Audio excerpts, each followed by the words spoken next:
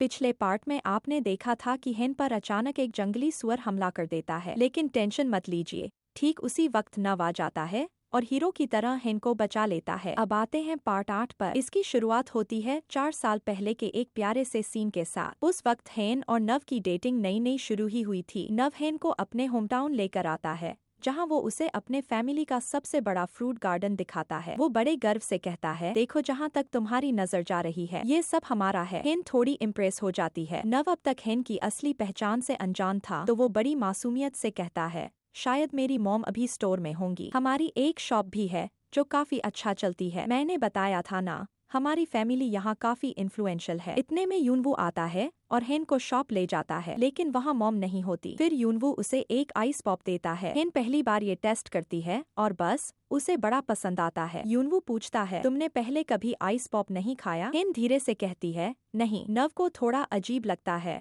तुम्हारी मॉम ने कभी बचपन में भी आइस पॉप नहीं दिलाया? हेन कहती है, नहीं। अब नव के मन में ख्याल आता है कि शायद हेन बहुत गरीब फैमिली से है। वो कहता है, मैं समझ सकता हूँ। हेन पूछती है, क्या समझ सकते हो? नव बोलता है, तुम हमेशा होल्स वाली शर्ट पहनती हो। हेन तो हंसते हुए कहती है, अरे वो तो विंटेज स्टाइल है, खास यूरोप से लाई है। लेकिन नव मानने को तैयार ही नहीं होता। कहता है, ऐसे कपड़े तो मेरी दादी पहनती हैं। हेन फिर भी समझाती है, मेरी बात तो सुनो, अगर तुम्हें इन कपड़ों के प्राइस का पता चलेगा ना, तो तुम्हारी आंखें खुली की खुली रह जाएंगी। लेकिन नव सीरियस रहता है। हेन, मेरे सामने प्रिटेंड करने की जरूरत नहीं है, मैं समझता हूँ। हेन कहती है, ट्रस्ट मी, मैं इतनी भी गरीब नहीं हूँ। पर नव का रिएक्शन नहीं बदलता। तब हेन थोड़ी इमोशन हो जाती है। नव कहता है, तुम मुझ पर ट्रस्ट करो, मैं प्रॉमिस करता हूँ, आज से नहीं, अभी से मैं तुम्हें वो सारी खुशियाँ दूंगा जो तुमने कभी भी महसूस नहीं की होंगी। हेन बस उसे निहारती रहती है। नव बताता है, मैंने सियोल में एक अपार्टमेंट लीज पर लिया है और हर महीने 2 मिलियन वोन सेव भी करता हूँ। हेन अब भी चुपचाप बस उसे देखती है। नव थोड़े मजाकिया अंदाज में कहता है,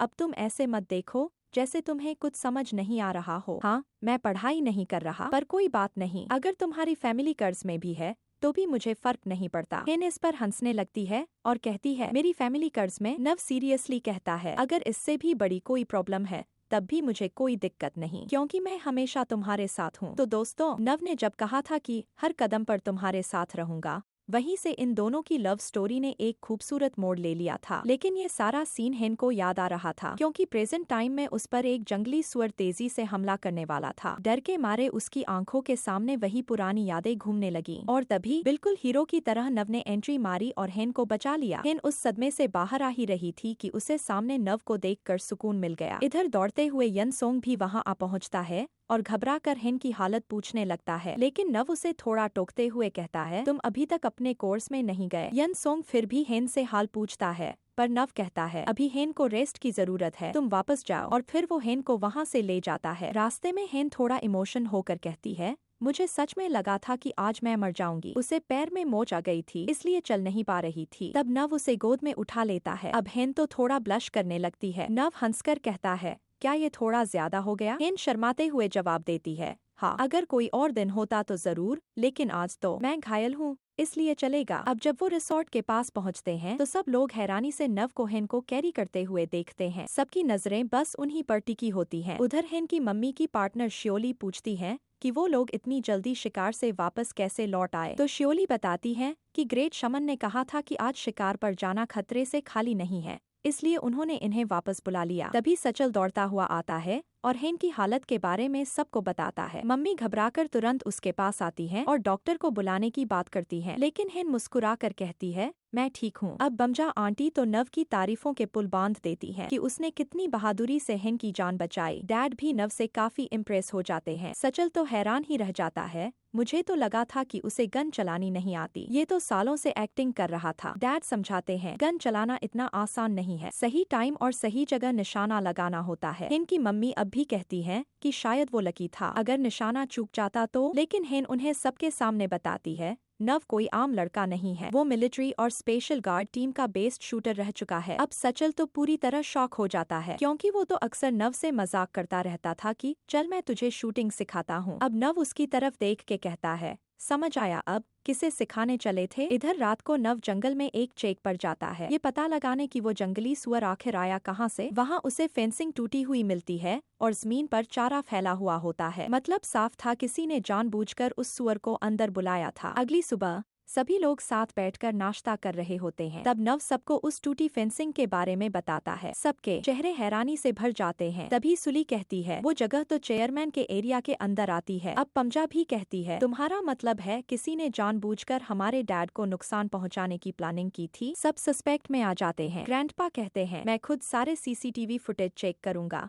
लेकिन फिलहाल सब लोग शांतिपूर्वक खाना खाएं। लेकिन डैड अब नव की कुछ ज्यादा ही मेहमान नवाजी करने लगते हैं। खुद अपने हाथों से खाना सर्व करते हैं और उसकी फेवरेट डिशेस भी मंगाते हैं। नव को थोड़ा अजीब भी लगता है, क्योंकि इससे पहले कभी हिन की फैमिली ने उसके साथ ऐसा बर्ताव नहीं किया था। वहीं हिन की मम्मी यनसोंग से उसके बारे में पूछती है तो यन बताता है वो एक अनाथ है। 13 साल की उम्र में यूएस के एक कपल ने उसे गोद लिया था, लेकिन अब वो फिर से अकेला हो गया है। तो दोस्तों, हमने देखा था कि यनसोंग अब अकेला हो गया है, क्योंकि उसके अडॉप्टिव पेरेंट्स की भी मौत हो चुकी है। ये सुनकर ग्रैंडपा और हिन की मॉम बहुत इमोशन हो जाते हैं और कहते हैं, तुम हमारी फैमिली को ही अपनी फैमिली समझो। अब थोड़ा मूड हल्का करते हैं। ग्रैंडपा को एक प्यारा सा डॉग बहुत पसंद आ जाता है, जो केयरटेकर के साथ आया था। वो उससे पूछते हैं, क्या तुम ये डॉग बेचोगे? लेकिन केयरटेकर साफ मना कर देता है, सर, ये मेरे लिए फैमिली जैसा है। इसने एक बार मेरे बेटे को आग से बचाया था। ग्रैंडपा थोड़े मायूस हो जाते हैं, लेकिन कुछ कहते नहीं। अब यहाँ ट्विस्ट आता है। रात को यनसोंग चुपचाप केयरटेकर के घर पहुँच जाता है और 100 मिलियन वोन ऑफर कर देता है उस डॉग के लिए। पहले तो केयरटेकर हिचकिचाता है, लेकिन इतनी बड़ी रकम के सामने झुक ही जाता है और डॉग दे देता है। इधर रिसोर्ट में नव को हॉल में देखकर सचल पूछता है, तू अभी तक नीचे क्या कर रहा है? तेरा कमरा तो सेकंड फ्लोर पर है। नव कहता है, हाँ पता है, जा ही रहा हूँ। लेकिन तभी वो कहता है, तूने मुझसे अपनी कंपनी के केस के बारे में पूछा था न, तो बैठ, अभी बात कर लेते हैं। पर सचल कहता है, अब नहीं, अभी बहुत लेट हो गया है। नव थोड़ा व्यंग्य में बोलता है, तूने मौका खो दिया, ये तुम्हारे लिए अच्छा हो सकता था। अब सचल हंसते हुए कहता है, सुनो, कहीं तुम मेरी बहन से डर तो नहीं रहे हो एक ही रूम में सोने से? नव हल्के झूठे गुस्से के साथ हंसते हुए बोलता है, भाई वो मेरी वाइफ है, मैं क्यों डरूंगा उसके साथ सोने से। अब बाहर निकलता है, लेकिन सीढ़ियों की जगह रिसोर्ट के बाहर जाने लगता है। सचल टोकता है, भाई सेकंड फ्लोर उधर है। नव हड़बड़ा कर बोलता है, पता है, बस नाइट वॉक ले रहा था। अब रूम में आता है, एकदम धीमे से, जैसे चोरी छुपे घुस रहा हो। फिर बिना आवाज किए कोट टांगता है और बेड पर जाता है। लेकिन तभी हिन बोलती है, कहाँ थे अब तक? इतनी देर क्यों हुई? नव हकला जाता है, वो सचल से बात कर रहा था। हिन फौरन उठकर कहती है, वो फिर से तंग कर रहा है, अभी जाकर उसे समझा कर आती हूँ। नव उसे रोकता है, नहीं नहीं, ऐसी बात नहीं है, अगर तुम कहो तो मैं ही डांट आता हूँ, लेकिन प्लीज गुस्सा मत हो। हिन गहरी सांस लेकर कहती है, अभी कुछ करने की जरूरत नहीं, लेकिन मेरी टॉप उतारने में थोड़ी मदद कर दो। नव एकदम चौंक जाता है। हिन समझाती है, मेरा हाथ चोटिल है, बस पीछे के बटन खोलने में हेल्प कर दो। नव धीरे धीरे बटन खोल रहा होता है। फिर हिन कहती है, ठीक है, अब छोड़ो, बाकी मैं कर लूंगी। नव थोड़ा शर्मा जाता है। फिर हिन पूछती है, तुम अपने कपड़े क्यों नहीं उतार रहे? नव और भी हकला जाता है, काका क्या मतलब? हिन हंसकर कहती है, मतलब शावर नहीं करना क्या? नव फटाफट शावर लेने चला जाता है। अब शावर में खड़ा होकर सोच रहा होता है, क्या मुझे बाहर ही सो जाना चाहिए? उधर हिन अपने मन में सोच रही होती है, क्यों बार बार उसी की बातें याद आ रही हैं। वो इतना भी हैंडसम नहीं है, लेकिन दिल है कि मानता नहीं। तभी नव टॉवेल में बाहर आता है। हिन की नजरें वहीं फ्रीज हो जाती हैं। नव जल्दी से कहता है,